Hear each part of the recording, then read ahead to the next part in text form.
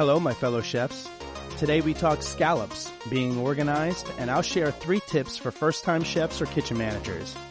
I am Mark Grigsby, your chef and guide through this experience, and this is the Incredible Discourse.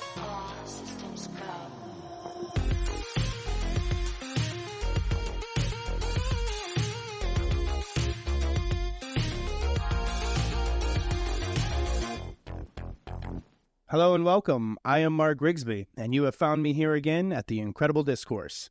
I have a great show for you today. Today, we're going to be talking about one of my favorite shellfish and one of my favorite bivalve mollusks, the scallop. Scallops have 2 hinged shells and are often ridged and fan-shaped, with a variety of colors depending on the species. Sea scallops are much larger than bay scallops with diameters ranging between 2 to 3 inches. Sea scallops are found in the cold waters of the Atlantic Ocean, primarily off the coasts of the U.S. and Canada, as well as in the North Sea around Japan. They typically inhabit the ocean floor anywhere between 60 and 400 feet deep. They thrive in sandy bottoms where they can filter feed on plankton. These scallops are harvested when they're about 5 years old using specialized equipment to dredge the ocean floor. Evidence of scallop consumption dates back thousands of years. Archaeological findings suggest that ancient coastal communities gathered and consumed scallops anywhere from the Americas all the way to the Mediterranean. In many cultures, the scallop shell became a symbol of fertility, femininity, and travel.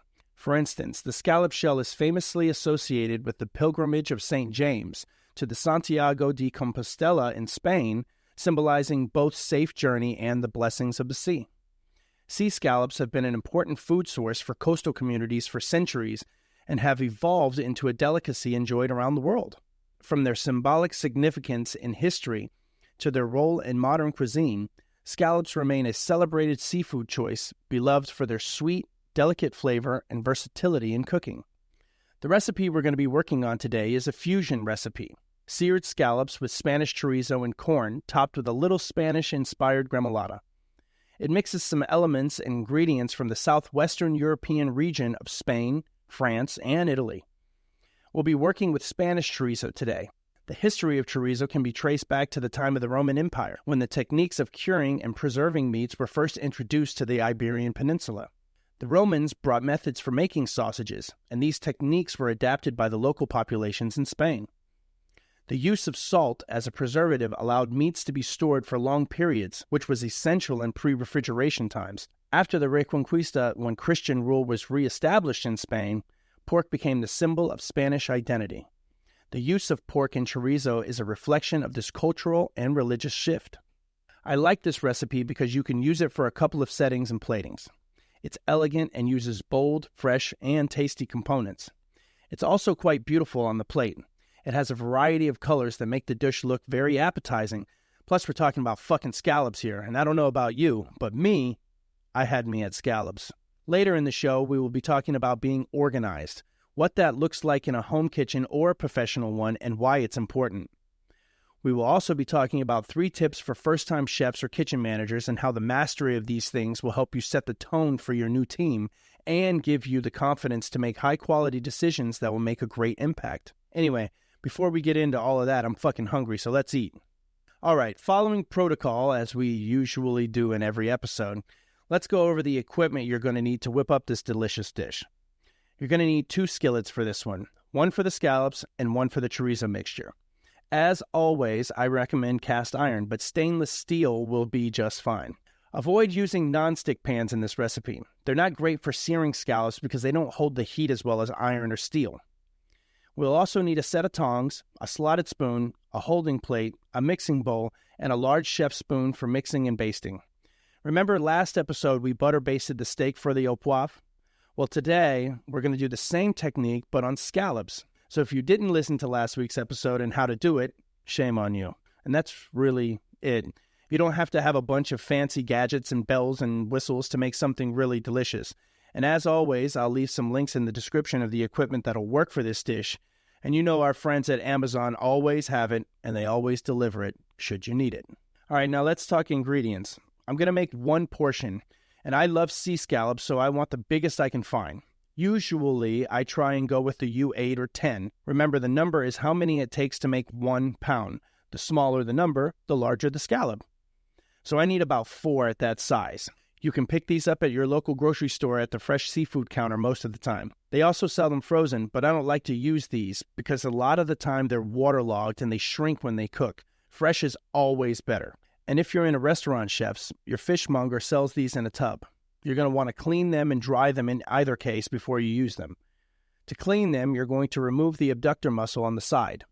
It's a crescent-shaped muscle, and they're chewy if you leave them on. Plus, they don't look very good. I like to gather all of these abductor muscles, coat them in seasoned flour, and fry them. They're delicious. But let's not stray away from what we're talking about here. Focus, Grigsby. Fucking scallops. Focus. After removing this muscle, you should hold the scallops on dry paper towels and pat them dry. The less liquid the scallop has on the outside, the better sear you're going to get. And if you want to be fancy with your scallops and score them, now would be the time to do so. So let's go over this grocery list. I kind of strayed there talking about the scallops. I did say I love them, and we both know I can get carried away. So, 4 each U8 scallops cleaned and dried. 2 to 3 tablespoons of whole butter. This is for the butter basting. Keep it cold. Now, for the chorizo mix, you're going to need 2 ounces of Spanish cured chorizo. This is the hard one. Sometimes you have to remove the casing, so check the packaging and then dice this into about 1/2-inch cubes. You're going to need about a cup of fresh yellow corn kernels right off the cob. Be sure to remove the silk or the hairs that are in there, those little annoying hair deals, right? 1/2 of a shallot minced. 1 garlic clove minced, not microplaned. A lot of my recipes, I microplane the garlic, and this particular part for the chorizo mix, I want to get it minced. So chop it, mince it, make it fine. You're also going to need 2 kale leaves with the stalks removed and chopped into 1-inch pieces. A tablespoon of whole butter, in addition to the 2 to 3 tablespoons I mentioned for the scallops. This one's not for butter basting. You're going to need a 1/4 cup of heavy cream. I prefer the 40% butter fat, but if you can only find 36, that'll do. 1/2 tablespoon of cilantro chopped really fine, and 5 to 6 parsley sprigs for the garnish. Now, for the gremolata, we're going to need a tablespoon of flat leaf parsley chopped fine, 1/4 of a lemon zest, 1 garlic clove, and this one we will microplane. 1 tablespoon of toasted sliced almonds finely chopped, 1/8 of a teaspoon of smoked paprika, a teaspoon of extra virgin olive oil, and a pinch of salt. Now, I gave you 3 sets of ingredients, and I recommend that you prep these ingredients in separate containers and then separate them based on which recipe you're going to do, just so that you don't get everything confused or have to start prepping in the middle of the recipe. Have everything organized and separated. So now that we got the grocery shopping out of the way, let's cook. First, I'm going to start with the chorizo and corn mixture and the gremolata so that my scallops are not sitting and waiting. They're the highlight of the dish, so I want to make sure that they're showcased in the best way possible. In one of my skillets on medium heat, I'm going to add my diced chorizo and start to render out the fat until that chorizo is crispy. 2 things are going to happen here that's important. The first is to watch your heat. Should the pan get too hot, cut it down to just under medium. The goal here is to extract as much fat out of this sausage as you can. Once I get the chorizo crispy and there's a nice amount of fat pooling in the bottom, I remove the chorizo with the slotted spoon and hold it on my holding plate. Next, I'm going to add the shallot and sweat it in the chorizo render and let those shallots start to infuse with all that Spanish flavor. When the shallots start to turn translucent, I add the garlic and cook for another 2 minutes. Watch the heat. Don't burn any of these components. Now I'm going to add the fresh corn and I'm going to toss this or mix all these flavors up. The corn will take about 3 or 4 minutes to cook. Now I'm going to add my butter and the cream, and I'm going to bring it to a simmer, not a boil, a simmer. Once the cream starts to seize and thicken up slightly, I'm going to toss my kale in, and I'm going to stir it well. The kale will start to wilt and soften as the cream thickens. Once this happens, I'm going to remove it from the heat, and I'm going to add that crispy chorizo and chopped cilantro, and I'm going to mix it again, and I'm going to combine well. I'm going to set this mixture to the side, and I'm going to start working on the gremolata. For this recipe, I'm going to add my chopped almonds, garlic, and parsley into the mixing bowl, and I'm going to stir well to combine. Then I add my lemon zest, and I mix again. Then I'm going to add the paprika, salt, and olive oil, and I'm going to mix one last time and make sure that everything is well combined. You may ask, how come I didn't just add everything to the mixing bowl and mix all same time? And that's a pretty fair question. And you could have done it that way, yes, but I'm trying to build layers of flavor here. By mixing my first 3 ingredients together, I create the base of flavors. Then I add the zest and mix again because it's important that the zest clings to the almond mixture instead of getting doused with salt and paprika and olive oil, and that could extinguish some of the fresh lemon taste. You can do it however you like, but layering it makes most sense to me, especially when you have a composed dish like this one where you want the flavors to sing through and not be muddled. I'm going to reserve this in a mixing bowl until I'm ready to garnish. Now, let's sear some scallops. Take your second skillet and put it on medium-high heat. You want this skillet to get to its smoke point. While your skillet is warming up, season your scallops with salt and pepper. Once your skillet has gotten hot enough, you're going to add a tablespoon of your preferred oil and you're going to coat the pan. Drop the scallops in the pan on the largest side or the scored side if you scored them. You'll hear them start to sizzle. If you're in a restaurant or if you're cooking for your family and you need more than one portion, remember to cook the scallops in batches and do not overcrowd the pan. They'll release a liquid and then you won't be searing them anymore. You'll be boiling them and they'll be wasting them because they're going to be shitty. Now, once you've got them going and they're sizzling, don't touch them anymore. Don't touch them. Let them sear for a good 2 minutes. I'm going to start to see some browning or Maillard reaction happening, and this is exactly what I'm looking for. Once this side is nice and golden, I'm going to flip these scallops over and add the cold butter. This butter will rapidly melt and could burn, so you got to be ready to remove the pan from the heat if you have to. I have my chef spoon in hand and now I butter baste. Carefully, I'm going to spoon this butter over the seared tops of the scallops to help continue to develop the sear or the Maillard reaction on the tops while the bottoms get seared for about 2 to 3 minutes. Once the bottoms are seared, I'm going to remove from the pan and place on a paper towel-lined holding plate. Now it's time to get my canvas going. A round plate with a small lip on it would be perfect for this. You want to showcase all of the beautiful colors and the nice sear and size of these scallops. So I start by taking the chorizo mixture and going center plate, creating kind of like a stage for my scallops. Next, I can go one of 2 ways. I can line these scallops up side by side on this chorizo mixture on the plate, or I can make sort of an offset-like square with them on top of the chorizo mixture with the butter-basted seared side up. Now I take the tip of a spoon and I add a small bit of the gremolata on each scallop like a crown. The rest of the gremolata can go around the plate to add an additional pop of color and flavor to the dish. Now I take my parsley sprigs and I tastefully add them between the scallops and around the dish. And boom, scallops, baby. I fucking love this recipe. I fucking love scallops. There's so many different ways to prepare them, and I'm certain that this won't be the last time we do a recipe with them. I'm very eager to hear how this recipe turned out for those who attempted it. Send me your results on theincrediblediscourse.com, where you can see all things Mark Grigsby, 24 hours a day, 7 days a week, 365 days a year. Send me pictures of your work and let me know where your successes and opportunities were. We're always here to help you get better and to mentor you to go wherever you want in this culinary world. Anyway, now it's time for Food for Thought, or what I like to call Pro Tips from a Chef's Lips. Today's first topic is about being organized in your kitchen, whether you're at home or you're at work. Being organized is key when working in the kitchen in almost everything that we do. Being organized keeps you focused and clean. In our very first episode, we used the term mise en place and went on to define it as putting in its place or gathering. In the kitchen, we use this term when literally gathering everything that is needed to perform a certain job or recipe. And this means everything: the ingredients, the equipment, the fucking recipe itself. Being organized when prepping is essential. As you prep these ingredients and add them to containers, group them together according to the recipe steps. For instance, if the recipe calls for you to add the celery and the carrot at the same time in the pan and cook it, you would prep the celery and carrot, measure them out, and then hold them in the same container versus separately. And the reason why we do it this way is so that you don't have a ton of containers to look for when it's time to cook, and you can focus solely on the actual cooking.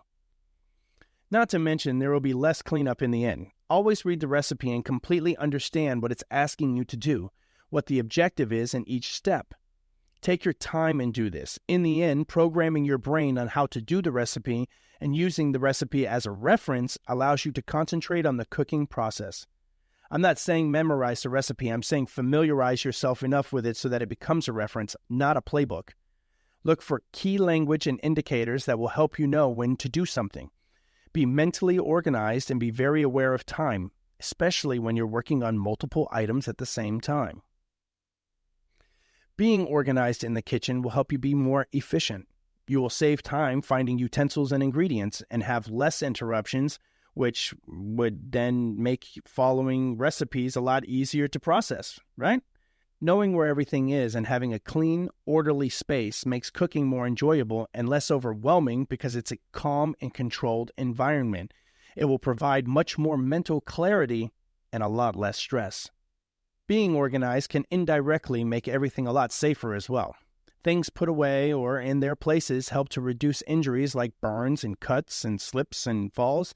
And when there's shit everywhere, you create a higher chance of doing something you wouldn't otherwise do if you were just a little bit more organized and cleaner. And cleanliness is key as well. It helps you avoid cross-contamination and the spread of germs. Plus, it makes the cleanup process easier. Cleaning as you're going will help reduce clutter, reset your mind, and prepare for the next steps. For professional chefs and cooks, map out your days in advance and prioritize the tasks that need to be done every single day. Take the time to look at the workload as a whole and plan accordingly. Be educated in the time it takes to complete tasks and allocate time, resources, and personnel appropriately. Being organized will help you in your cost effectiveness as well. You'll have less waste because you'll know what you have on hand. You'll have clear inventory management and optimal storage. Costs are paramount in the professional kitchen, and being organized helps you know what you have to work with. And what chef or cook doesn't get inspired by a clean and well-organized kitchen? I know that in my kitchens, when they're clean and organized, I get really excited, which usually gives me a huge creativity spark. Lastly, professionalism, our favorite word.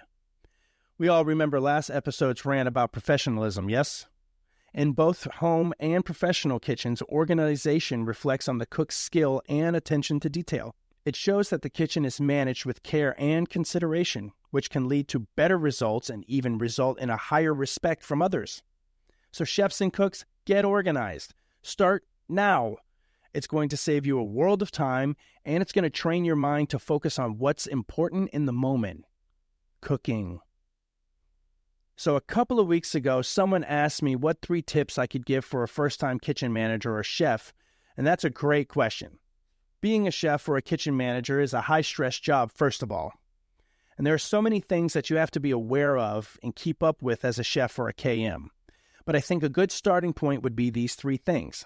1, be the best cook. 2, know your costs. And 3, be a leader. Now let's break these down because it could be easily said that there is more to it than these 3 things, but let's consider you have no experience in this particular job before. And maybe you were an assistant kitchen manager or a sous chef before, so you have some exposure to it, but you've never actually done the job. In that case, I believe these 3 things are a strong basis to develop the rest of the skills as you go. Be the best cook. Even though cooking is probably not the thing you'll do most during your day, being the best one when you're needed instills confidence and respect from your crew. Your team has to know that you have the ability to work every station with success, rather than make it worse. Don't be the guy that everyone dreads to come bail out of a tight situation. When I worked on Miami Beach, I had 2 sous chefs in this one particular job, and when the shit hit the fan and we needed someone to come bail us out, if it was either one of them 2, they made it worse. And it happened over and over again to a point where the line cooks would have rather stayed weeded than get their help. And what happens over time is the line cook team begins to lose respect for you because they know that you cannot do what they can. But you get paid more, you hold a higher position, and you should know how to do everything. How can you give instructions and orders to a team if you cannot perform the tasks that you're asking them to do? A crew that has respect for you will work hard for you and have your back, even in the worst of times. And after the worst of those times, it builds trust, respect, and camaraderie. Know your costs. As a kitchen manager or chef, it's essential to have a thorough understanding of the costs associated with running the back of the house. These costs encompass everything from labor expenses to food inventory and waste. Mismanaging these can directly impact your bottom line and, in many cases, can determine the stability and security of your job. Maintaining control over costs and keeping your percentages within acceptable limits is vital. Food cost percentage, labor cost percentage, and overhead costs are critical metrics that need constant monitoring. This isn't just about knowing what these numbers are, it's about knowing how to influence them in your favor. For example, reducing food waste, optimizing labor schedules, and negotiating better pricing from suppliers are all strategies that can help manage costs effectively. Effective labor management is one of the most challenging yet crucial aspects of a kitchen manager's role. This involves not only scheduling the right number of staff to meet the demand without overstaffing, but also ensures that your team is working efficiently.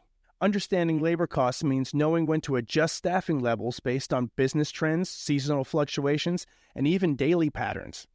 Overstaffing leads to unnecessary costs, while understaffing can hurt service quality and lead to overworked employees, which impacts morale and productivity. Food cost management includes more than just purchasing ingredients at the best price. It also means controlling portion sizes, reducing waste, and managing inventory effectively. A kitchen manager must track every dollar spent on food and ensure that it's being used to generate revenue. This often involves working closely with suppliers, understanding the cost of goods sold, and making adjustments to the menu or ingredient sourcing when necessary. Additionally, forecasting sales trends and adjusting orders accordingly is key to avoiding both shortages and overstock. KPIs, or Key Performance Indicators, are quantifiable measurements that help track the performance of your kitchen's operations. As a kitchen manager, understanding how to interpret KPIs is a significant part of your role. KPIs might include metrics like food cost percentage, labor cost percentage, food waste, customer satisfaction scores, and overall profit margins.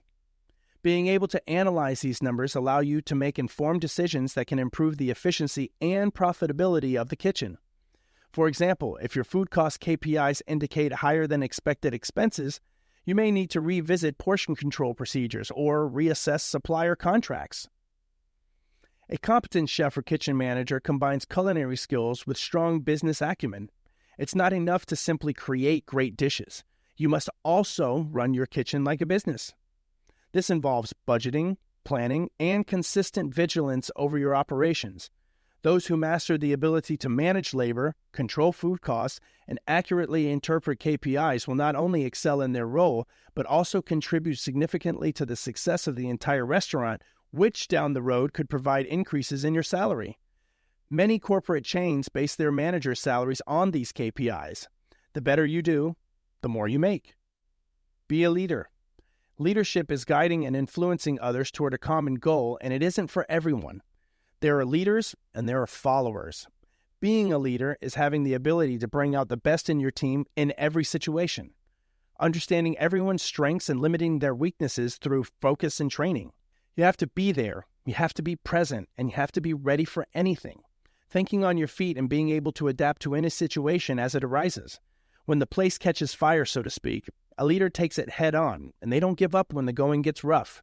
They stay calm and poised and focused, and they have an innate ability to keep others calm, poised, and focused. Being a leader is being confident without arrogance, the order to the chaos. The more control you display, the more confidence the team will have in you. And as you can see, just those three things are a lot to take on for anyone. Now imagine being a rookie. It's a hard job, no doubt, but it can be done and has been done before. If a rook can master these three things, the rest will fall into place eventually. Stay positive. Learn every day. Admit your mistakes and don't make them twice. Be organized. I hope you enjoyed today's scallop recipe and you try it. I hope you learned a little something about being organized and took something away with my 3 tips for first-time chefs and kitchen managers. And if you have any questions or need a little help, you can always reach us on theincrediblediscourse.com or our socials. I'll start getting the videos together soon so everyone has an added little bonus to our show. And if you like what you heard today, leave me 5 stars on Spotify or a great review wherever you're listening to this. And make sure you visit us at theincrediblediscourse.com, as well as all of our social media platforms. I appreciate your time as always. I'm Mark Grigsby, and you've just been put through The Incredible Discourse. Till next time, theme music, please.